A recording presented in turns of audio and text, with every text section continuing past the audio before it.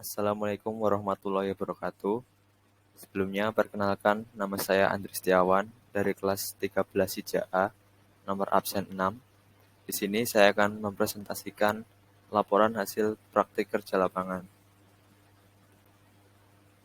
Yang pertama ada latar belakang, dasar hukum, dan tujuan praktik kerja lapangan.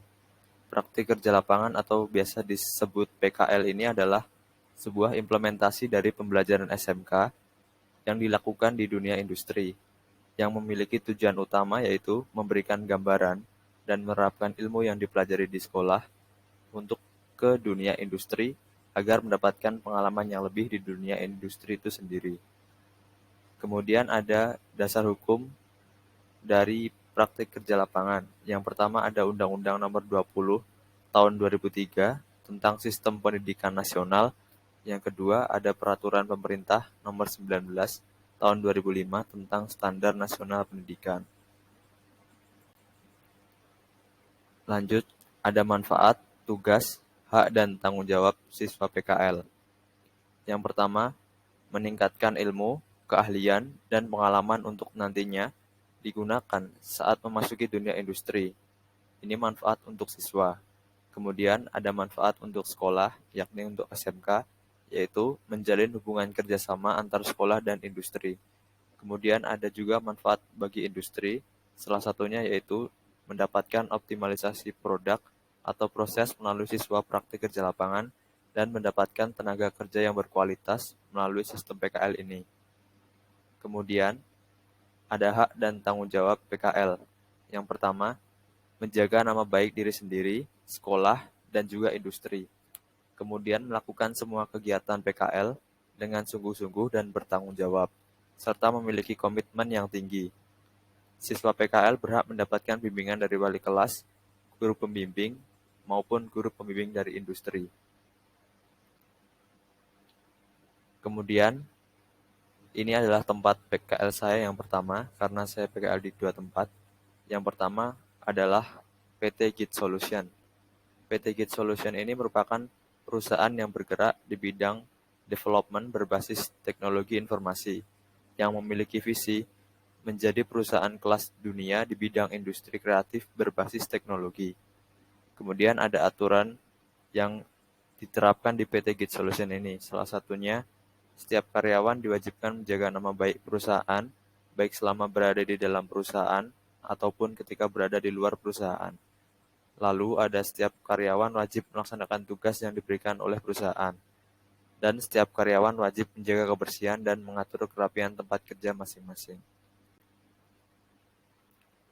Next, ada struktur organisasi dan rekrutmen perusahaan. Untuk proses dan alur rekrutmennya, yang pertama, penerimaan karyawan baru di perusahaan disesuaikan dengan kebutuhan perusahaan. Yang kedua, untuk dapat diterima menjadi seorang karyawan, calon karyawan harus memenuhi syarat-syarat yang telah ditetapkan. Yang ketiga, setiap calon karyawan wajib mengikuti tes atau ujian yang diselenggarakan oleh perusahaan. Yang nomor 4, calon karyawan yang telah memenuhi persyaratan dan lolos ujian atau tes saat diselenggarakan oleh perusahaan dapat diterima sebagai karyawan dengan masa percobaan atau training paling lama 3 bulan. Kemudian untuk struktur organisasinya bisa dilihat seperti tabel di kiri atas. Yang pertama ada pemegang saham, kemudian ada komisaris, ada komisaris yang dinaungi oleh Amikom Business dan Amikom Training Certification. Lalu di bawahnya ada direktur utama dan direktur administrasi, lalu ada direktur pemasaran, direktur produksi, direktur pengembangan, dan juga ada divisi aplikasi dan divisi game. Untuk lokasi kantor PT Git Solution ini sendiri terletak pada Universitas Amikom, Jalan Ring Road Utara nomor 2, Ngeringin, Condong Catur, Depok, Sleman, Daerah Istimewa Yogyakarta. Tempatnya sendiri bergabung dengan Universitas Amikom Yogyakarta, jadi di dalam satu gedung Universitas Amikom. Oleh karenanya masih dinaungi oleh Amikom. Kemudian untuk kegiatan PKL yaitu membuat desain aplikasi. yaitu membuat desain aplikasi. Untuk flow-nya bisa dilihat di tabel. Yang pertama, menggunakan aplikasi Figma, lalu mencari referensi desain dari Dribbble dan Pinterest, kemudian membaca dan memahami brief desain yang diberikan oleh pembimbing industri, lalu next, mengkonversi wireframe yang telah disediakan menjadi desain yang siap di-develop. Lalu kemudian ada mengerjakan revisi bila ada, dan yang terakhir meminta feedback dari pembimbing industri. Ini untuk alur kerja dan beberapa foto saat kegiatan PKL. Yang pertama, saat mencari referensi, yaitu saya biasa menggunakan website Dribbble dan Pinterest. Kemudian yang tengah, mengumpulkan referensi di aplikasi Figma, biasa saya menyebutnya mood board. Kemudian yang ketiga, ada hasil jadinya dan feedback via Figma dari pembimbing industri. Kemudian untuk tempat PKL saya yang kedua, yaitu Slab Design Studio. Slab Design Studio sendiri adalah studio desain yang berdiri sejak 2011 yang menyediakan layanan servis desain grafis. Servisnya seperti logo, maskot, desain kemasan, desain aplikasi atau website, ilustrasi, dan juga desain 3 dimensi. Untuk aturan yang diterapkan di Slab Design Studio sendiri, setiap karyawan diwajibkan menjaga nama baik perusahaan selama di dalam perusahaan ataupun di luar perusahaan. Yang kedua, setiap karyawan wajib melaksanakan tugas yang diberikan oleh perusahaan. Yang ketiga, setiap karyawan wajib menjaga kebersihan dan mengatur kerapian tempat kerja masing-masing.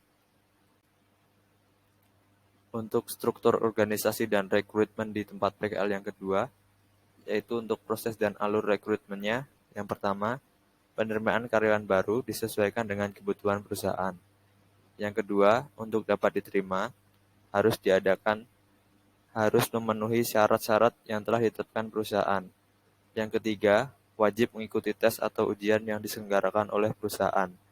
Yang keempat, jika memenuhi syarat, maka dapat diterima sebagai karyawan. Untuk struktur organisasinya bisa dilihat di tabel. Dari yang pertama yaitu owner, kemudian ada project manager, kemudian lanjut ke art director, lalu ke designer. Untuk lokasi Slab Design Studio sendiri berada di Jalan Merpati nomor 86L, Ngeringin, Condong Catur, Depok, Sleman, Kabupaten Sleman, Daerah Istimewa Yogyakarta. Untuk kegiatan PKL di Slab Design Studio, yaitu membuat template desain website. Untuk flow-nya bisa dilihat di tabel. Yang pertama, menggunakan aplikasi Figma, kemudian mencari referensi desain dari Dribbble dan Pinterest, lalu membaca brief desain dan memahami brief desain. Lalu yang ketiga, mendesain menggunakan aset yang gratis untuk personal ataupun commercial use. Lalu, membuat template dengan tema yang sedang ramai, biasanya NFT, Metaverse, dan lain sebagainya. Lalu mengerjakan revisi bila ada dari pembimbing industri, dan meminta feedback dari pembimbing industri. Lalu yang terakhir membuat preview template untuk di-upload dan dijual di marketplace desain. Kemudian ada beberapa alur dan foto kegiatan PKL. Yang pertama ketika mencari referensi dari Dribbble dan Pinterest. Yang kedua, mengumpulkan referensi di aplikasi Figma, yang biasa disebut mood board. Kemudian ada desain dan hasil jadinya, hasil jadi template yang telah di-upload dan dijual di marketplace design. Kemudian untuk kesesuaian kompetensi antara di sekolah dan di industri. Yang pertama ada kompetensi desain grafis, yang di sekolah diajarkan dan di industri dapat saya implementasikan pribadi. Yaitu salah satunya adalah desain prinsipal, ada layouting, color style, dan fundamentalnya seperti pemilihan font dan lain-lain.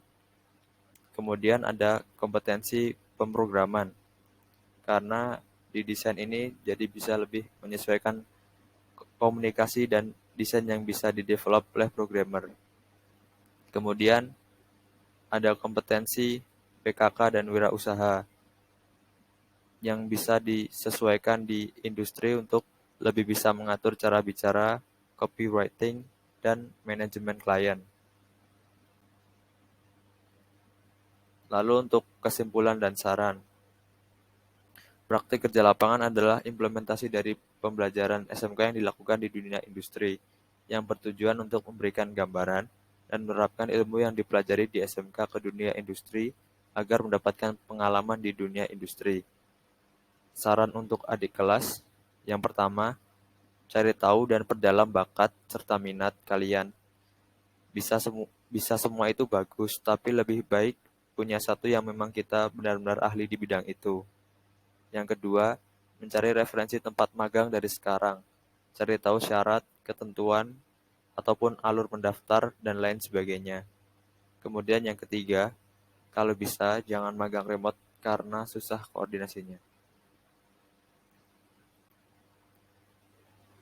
Sekian dari saya. Mohon maaf jika terdapat kesalahan. Kurang lebihnya. Wassalamualaikum warahmatullahi wabarakatuh.